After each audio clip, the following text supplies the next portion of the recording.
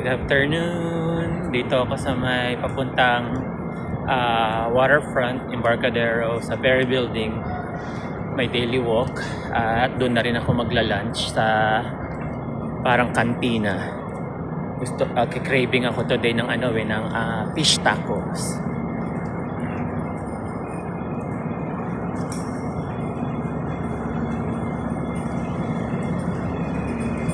Nagdala lang ako ng water. Nabili ko to kahapon sa Goodwill. Pumunta ako sa Japantown. Nakabili ako nito dahil nawala yung mahal kong water flask na binili namin sa Dick sa Siramonte. $60 pa naman yun. Pagkatapos nawala lang, naiwan ko somewhere. $60, I can't buy. Nakakapanghinayang. Eto, clear pa. Ang maganda pa. Oh. Only 99 cents, believe it or not. 99 cents. Nilinis ko ng matindi. Ang tagal kong hinugasan. Binabad ko pa sa suka para just to make sure. So ngayon, ayan na. Nakabili rin ako ng isang shirt na Guess. $2.29. Medium size. Kaisa-isang medium sa hanay ng mga small, large, extra large at extra, extra large. Di ba nga naman? $2.29. Ang ganda pa ng design. Hindi ko pa nalalaban Dapat susuot ko ngayon kung nalaban ko kagabi. But anyway, ang ganda ng tao, ayun yung statue na Revolution. Marami yan, meron din yan sa Treasure Island, meron din yan sa Las Vegas. Alright. Mamaya pala bibili ako doon ng isang sing-sing na tinignan ko nung last week. Dragon na design. Kaso, pagbalik ko, dahil naghanap ako ng ATM machine na Chase. Yun? Saturday yata or Sunday. Sarado. Nung bumalik ako, may nahanap akong isa pero malayo, ilang bloke. Pagbalik ko, wala na siya sa pwesto niya. Nagsarado na siya. But anyway, bibili. Siguro bilhin ko na ngayon. Baka mamaya, wala na naman siya. Hello? It's still here. It's still here. That one right here.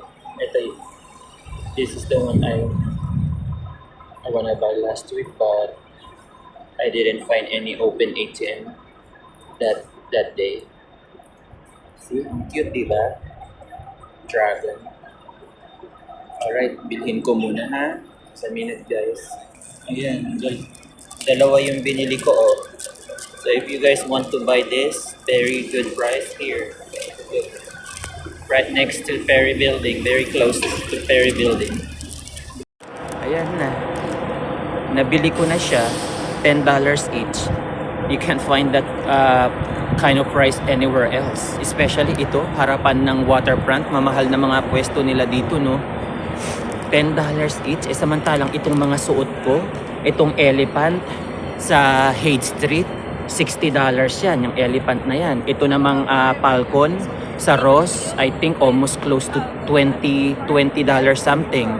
And then, ito, mura tong isang to. $10 yan sa Mission. Mura din doon bumili sa Mission. Pero yung sa kanya yun dyan, ang dami niyang design. Talagang ang dami, hindi lang limited sa rings.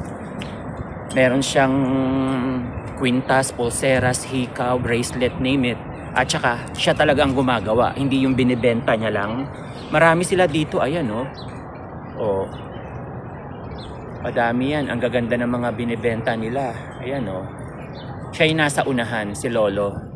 At mas gusto kong bumibili sa mga senior citizen. Kasi fixed income na. Tapos, struggling local artists, support them instead na bibili sa mga mall na mga mayayaman na yung mga yan Bakit pa yung mga mayayaman ang susuportahan mo? Edi yung mga struggling artists na ito, $10 lang saan ka pa? Diba? Anyway, suot ko na ito mamaya. Pasok lang ako sa loob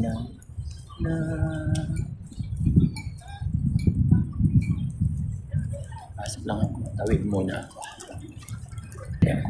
Tumawid muna ako. Tinigil ko munang mag-video kasi baka mag-hunk yung mga sasakyan. May ganun eh. Ayaw nilang nakikitang tumatawid na naka-cellphone. Parang nga naman iwas aksidente. Understandable. So common respect, huwag mong gawin.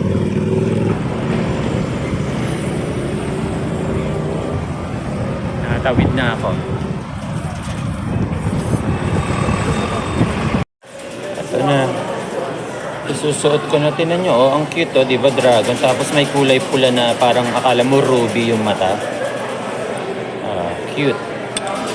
Nandito na ako sa loob ng ferry bay. Ayan yung ano, yung mga schedule ng ferry boats na papadating at papalabas ng across the bay. Yung mga ferry boat na naka-dock sa behind this ferry building. Ito yung ferry building market. Mahaba yan. Iba-ibang mga stores. All the way down there and all the way down there on the other opposite end.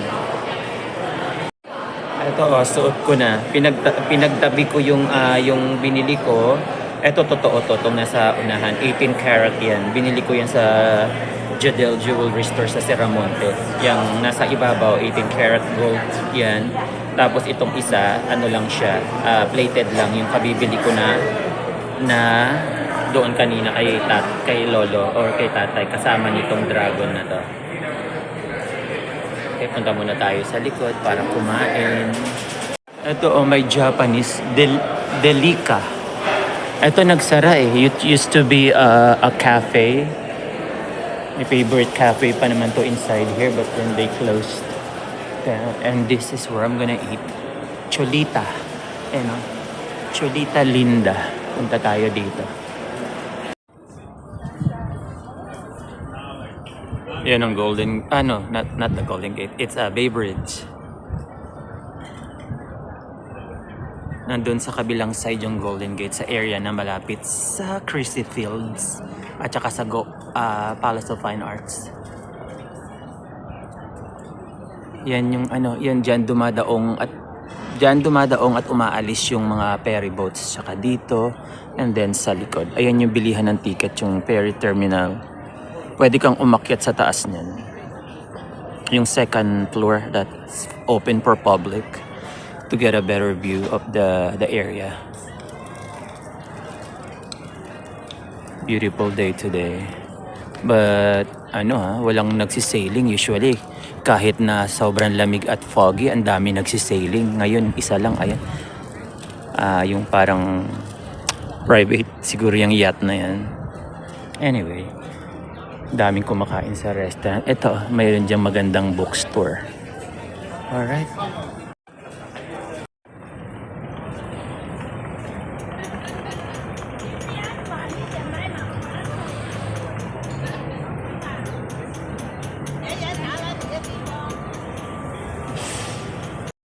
I muted the sound because there's a loud music playing sa Trader's Joe. Anyway, pumunta ako sa Panda Express, bumili ako ng lunch, pero iuwi ko sa bahay ko kakain at mamimili muna ako ng essentials. Dito ako bumibili madalas ng mga organic na fruits and vegetables.